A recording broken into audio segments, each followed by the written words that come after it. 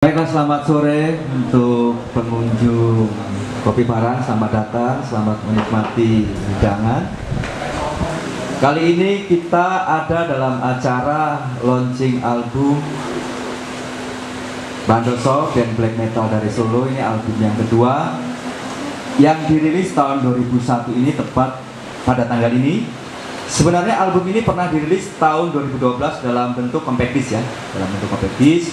Kemudian 9 tahun kemudian, tahun ini dirilis dalam bentuk kaset. Itu pun karena banyak sekali permintaan dari Bandoso Troops, atau yang biasa kawan-kawan Bandoso menyebut mereka, teman-teman Bandoso ya, fan-fan Bandoso itu disebut dengan Bandoso Troops.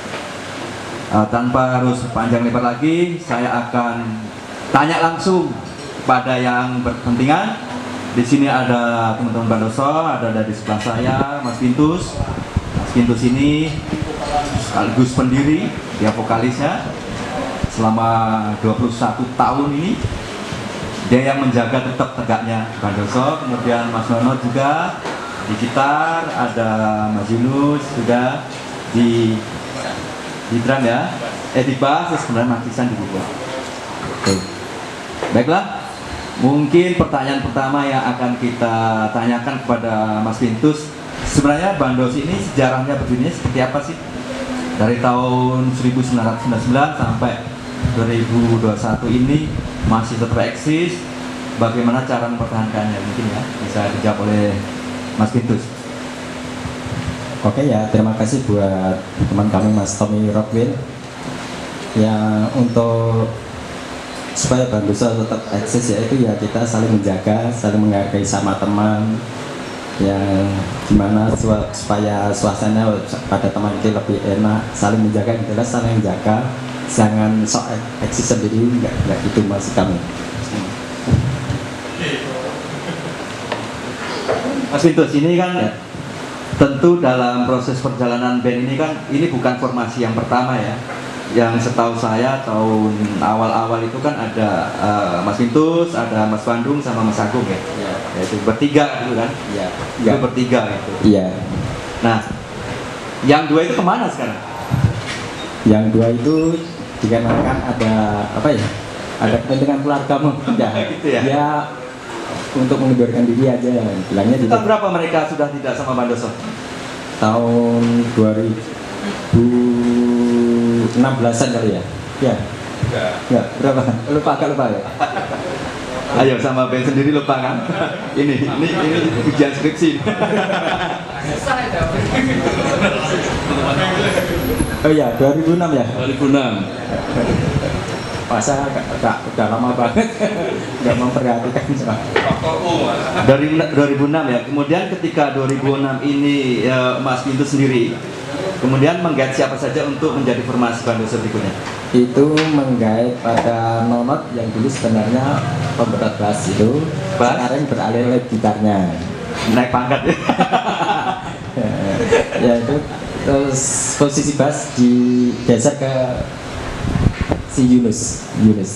Jadi sebenarnya ketika Mas Pintus ini sendiri waktu tahun 2006 itu langsung mencari personil lain, dapat teman-teman ini atau ada yang lain dulu sebelum mereka?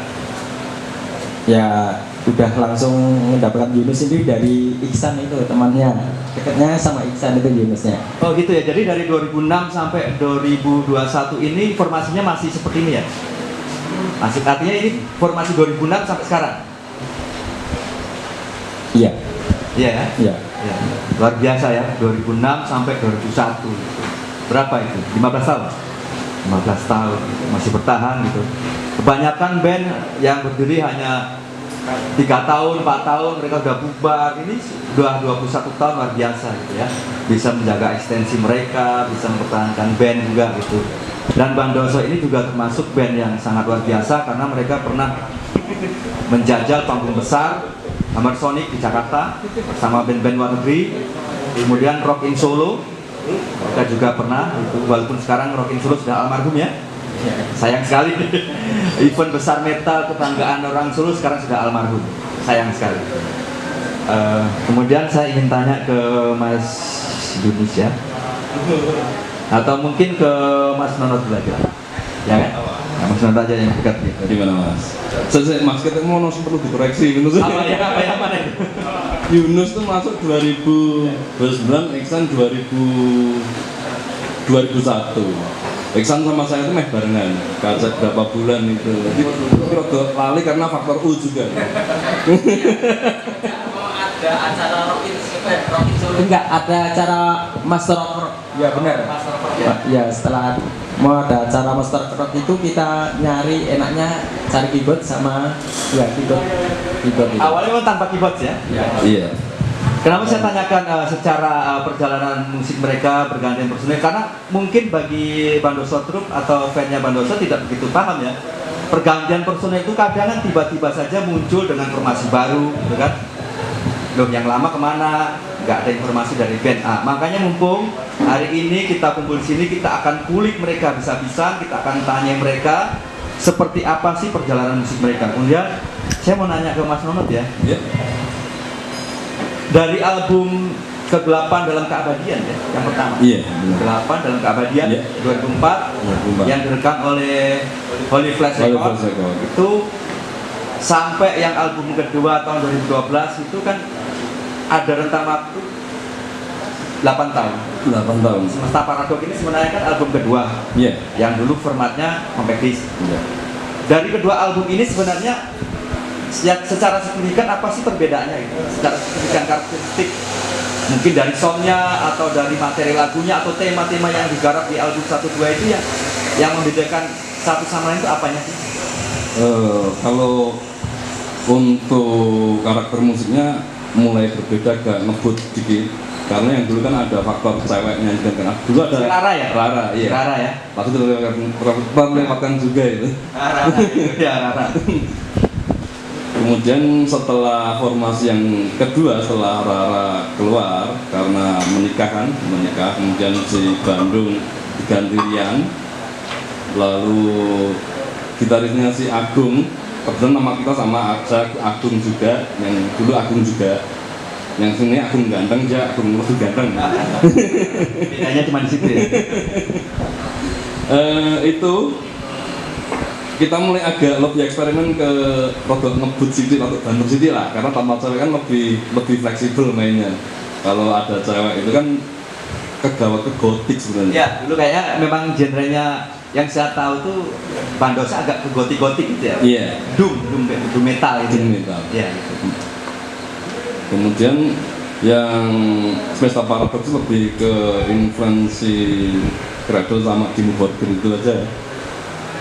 Selebihnya mungkin faktor Iksan juga pengaruh sekali di faktor keyboardnya ya. itu.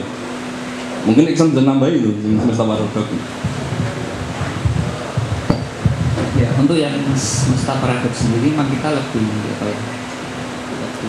Lebih dari kita mengebut dari sisi atmosfernya juga kita buat bikin apa ya?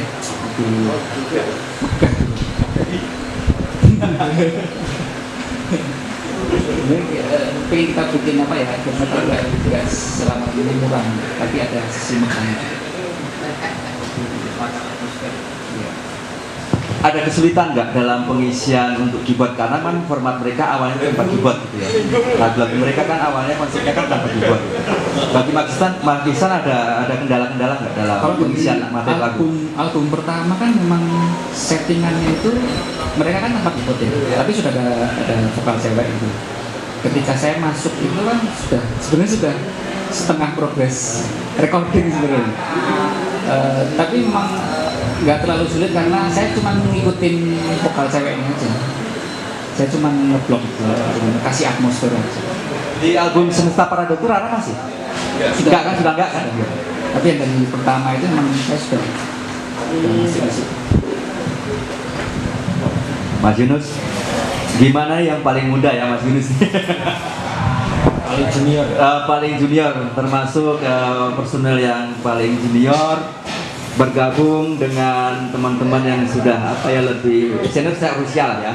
Kalau mungkin perjalanan musik Mas Yunus juga itu juga luar biasa, nggak mungkin orang biasa diambil bagian untuk Bandoso, nggak mungkin, pasti orang-orang luar biasa yang diambil teman-teman Bandoso itu. Gimana sih mengimbangi kakak-kakak ini dalam bermusik gitu. Kadang orang tua itu cenderung ya sedikit egonya ada tinggi-tinggi dikit lah gitu. Ada nggak seperti itu? Kalau saya sih lebih gimana ya? Karena jujur ya, dulu itu saya penontonnya Bandosa. Saya termasuk Berawal dari fans ya? Iya. Kayak Jason Newsted ya? Iya. Ya, kayak basisnya Metallica ya, kasusnya sama. Dulu waktu saya sih masih SMP, waktu itu nonton di THS Leboni.